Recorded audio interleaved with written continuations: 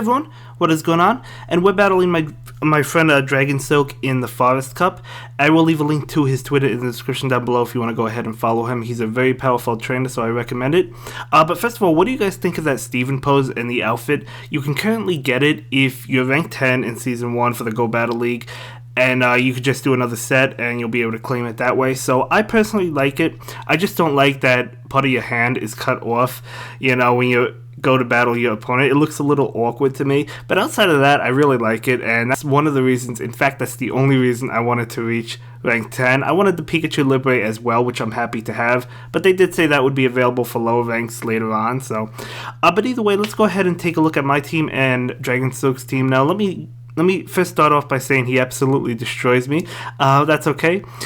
Well, that cast form destroys me, basically. And that's just because I have three things, generally, that are weak to fire. Obviously, we have the Ferrothorn, we have Galvantula, and we have Cherrim. And, you know, I tend to bring, like, at least two of them in every game, so that definitely wasn't doing me any favors, and that's okay. I mean, I don't hide my losses, I definitely do lose. And, you know, it's good to lose because then you could realize how your team can improve, right? How it can get better. I probably don't need both Cherrim and Fortress on my team because they both have Bullet Seed. I probably could drop one. I'm thinking about dropping the Cherrim because I want to try out that Sunny cast form that he's using right now. And it also has Weather Ball, so I probably don't need two Weather Ball users as well as two Bullet Seed users on my team. So I'll probably drop that Cherrim just to try it out. I do have a cast form, so I do want to try it out. Either way, the first game was actually close, but he's able to get to a Weather Ball just because that's how fast it gets to it.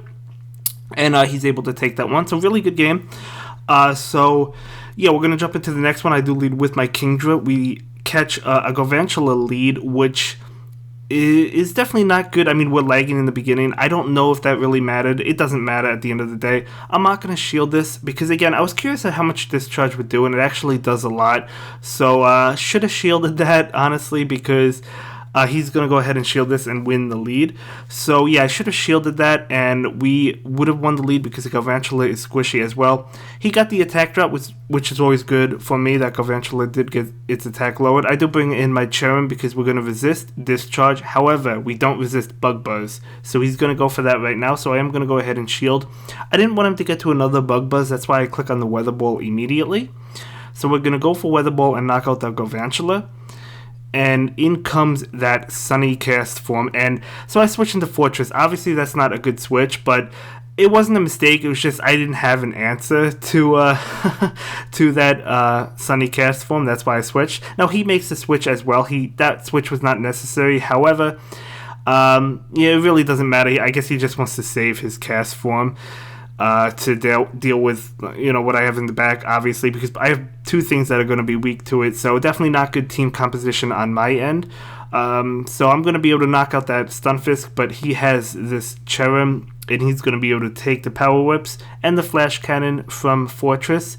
As you can see, he does take it because he resists both. Going to knock out my Fortress, and I'm going to bring in Cherrim. I do go ahead and opt to shield it. I'm like, well, you know, if I can get to a Solar Beam is a powerful move, maybe, but we're not even going to be able to get there at all. So actually, that doesn't finish me off, so I'm still trying to get there, but Ember is going to be able to finish me off. Plus, he still had a shield, so it didn't matter.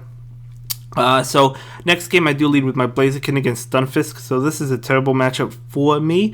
I decide to stay in because I know Blaziken has a high attack, and I'm like, okay, I didn't think the Mud Bomb would do as much as it does. It almost knocks me out. That did way more damage than I expected. I know Blaziken is squishy. I just was not expecting that much damage. If I thought it would do that much damage, I would have shielded, but it's okay. Again, it's why we practice, so we learn this so it doesn't happen in the tournaments, right?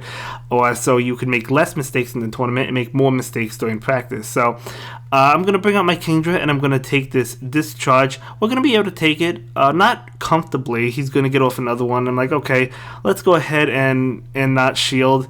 It's going to almost knock me out, and I just wanted to feint him at this point and have energy ready to go, which is what I do. I still have two shields as well compared to his one, but we're definitely not in a good position.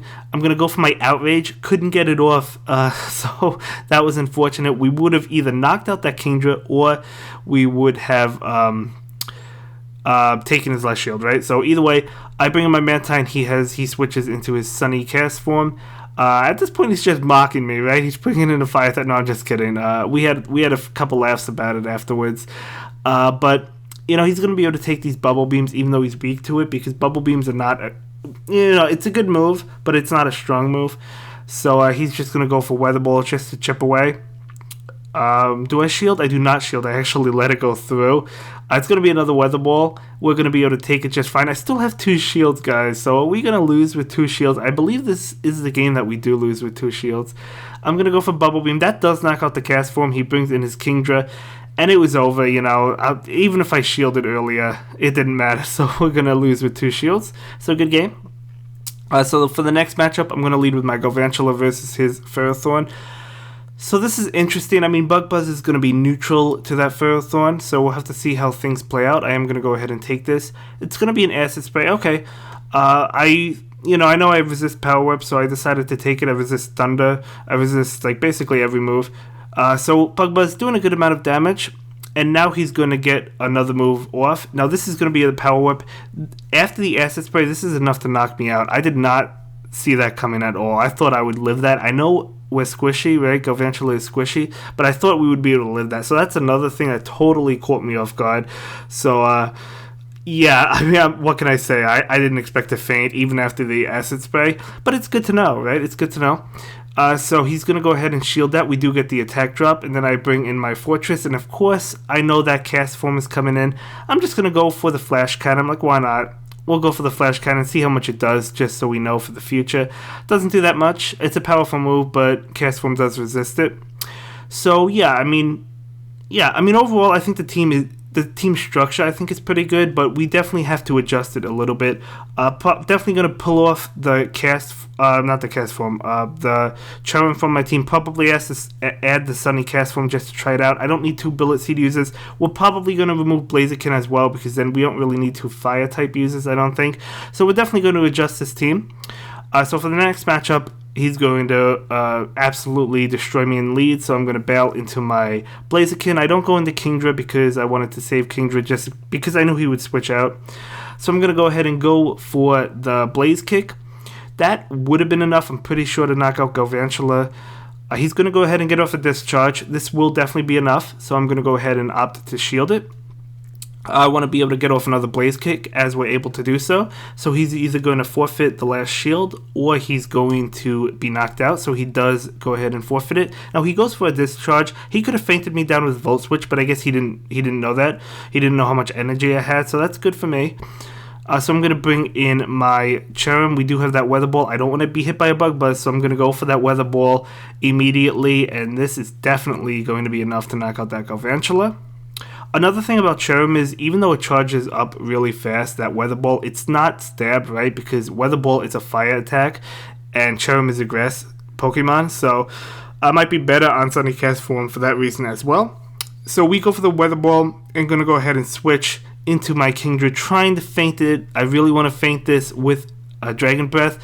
He's going to go ahead and go for what I assume to be the Solar Beam. It's actually going to be a Weather Ball, so that tells me maybe he didn't get to the Solar Beam, but he brings in Fortress. I'm like, oh man, if it was anything else, right? If it was, I don't know what else. If it was his Kingdra, right, we would have won this. If it was Crusto, we more than likely would have won, right, because we have Octazooka super effective. So we're going to be hit with a power. We actually can take it, and we're going to be able to get to another outrage, and this is going to be enough, just barely enough to knock out Fortress, and then in comes that cast form, and I'm so happy to see it go down. We actually take that game. Way to go, Kingdra. Way to go, Kingdra. Kingdra's got to be on your team. I think it's amazing. I think it's just such an amazing Pokemon.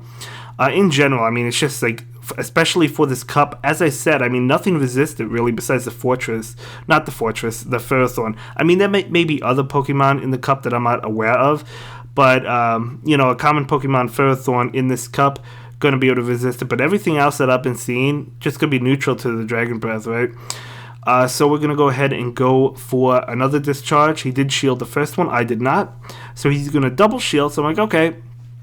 He's going to be able to Volt Switch us down. So he does have energy. I cannot go into Mantine because we're going to be not knocked out with the Volt Switch, but we're going to be taking a lot of damage just from Volt Switch. So I do go ahead and opt to shield that discharge. And I thought he was at another one. I think he said he was, but we're able to luckily farm him down. And now he's out of shields. I make a mistake. I should have went for Octazooka. It's super effective. I don't know why I went for the Outrage, but either way, we do go for the Outrage, and I am going to go ahead and shield this one. This one is going to be a discharge. I do not want to take it. And we're trying to farm him down so bad. He gets to a charge move just in time, literally 1 HP. So it's going to be that discharge, which is going to do a good amount of damage. And then he switches into cast form. And luckily we do have that Octazooka. Not this time. Cast form, we're going to get the Octazooka. Doesn't knock it out, doesn't even come close. But that's okay because he's going to be forced to use a Weather Bolt on us to knock us out. Because his Ember's just not doing much damage. And then we bring in Mantine, and Mantine is not going to go down even from a solar beam. Actually, I'm not 100% sure. I want to say it wouldn't, but I'm not 100%. So we do knock him out with Bubble Beam, and then we feint his last Pokemon, and that's going to be it for this one, guys. See you in the next video. Have a good day. Bye.